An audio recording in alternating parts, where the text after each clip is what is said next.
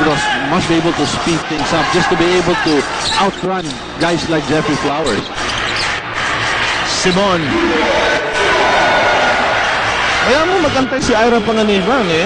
Bakit? Kailangan ba ipasa? Oo, syempre, kasi gusto natin malaman kung ano lang nangyayari sa Negros. Go ahead, Ira. Well, Seb, medyo jitters lang. Konting jitters lang yung sinasabi ko si Coach John Rando sa kanyang mga bata.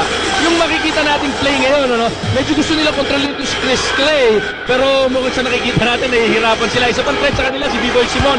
Isa pa sa magiging problema nila, pero hindi masyado.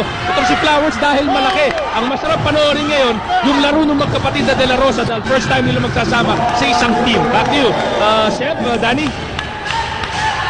Okay, I think this is the first time the brothers are going to be together on a professional team.